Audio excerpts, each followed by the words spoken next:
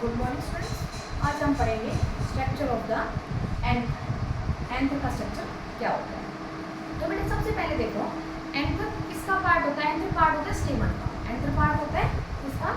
स्टेमन का। और स्टेमन क्या है? Main reproductive structure of the flower. स्टेमन के अंदर अगर हम एक स्टेमन का डायग्राम देखते हैं तो वो ये क्या है? एक स्टेमन। स्टेमन का जो ऊपर वाला पोर्शन होता है एपिकल रीजन, वो क्या है? एंथर होता है, जो बाइलोब्ड होता है। एंथर है वो कैसा होता है? बाइलोब्ड। और इसका जो प्रोक्सिमल एंड है उसको जिसकी हेल्प से जुड़ा रहता है, किससे? स्टेमन जुड़ा रहता है किससे? या तो पेटल से जुड़ा रहेगा, या ये मैंने लास्ट लेक्चर में आपको बताया था, या ये जुड़ा रहता है किससे? थैलेमस से। किससे? थैलेमस।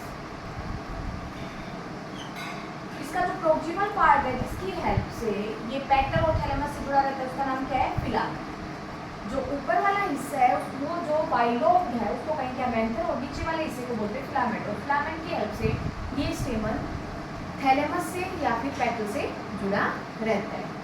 तो बेटा अगर हम इसका एलएस काट के देखते हैं, बीचों बीच इसका सेक्शन काटते हैं, तो ये हमें कैसा दिखेगा? ये इसका एलएस है। इसको हम क्या करेंगे? ये हमारा जो क्या स्ट्रक्चर है ये इस तरह से दिखता है हमें। ऊपर वाला हिस्सा एंथर का है और नीचे वाला फिलामेंट का हिस्सा है।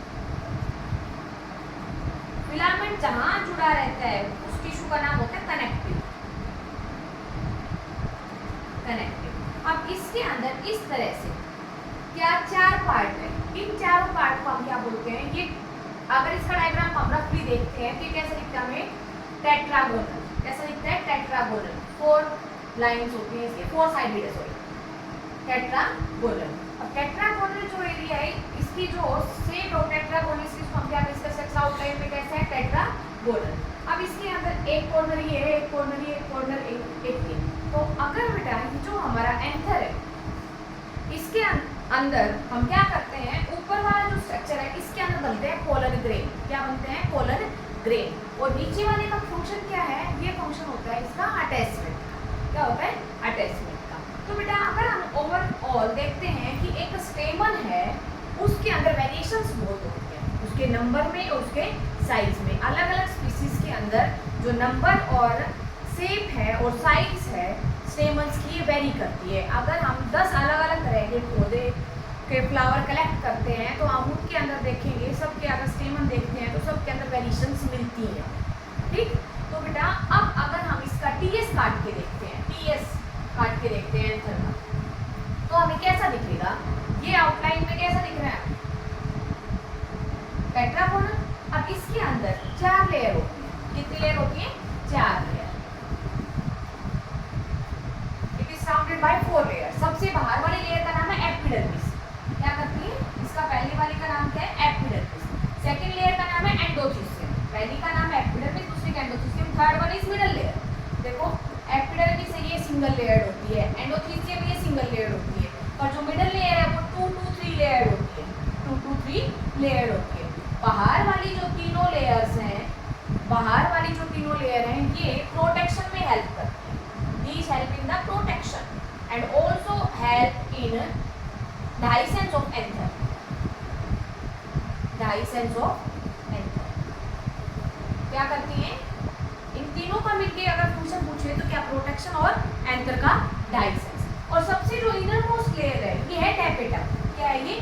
टैपेटम। टैपेटम के अंदर इसके जो डिफरेंशिएट फैक्टर है, ये बार बार पूछ जाते हैं सीबीएसई में। इसके डिफरेंशिएट जो फैक्टर्स हैं वो पहला है इट इज मल्टी न्यूक्लिएट।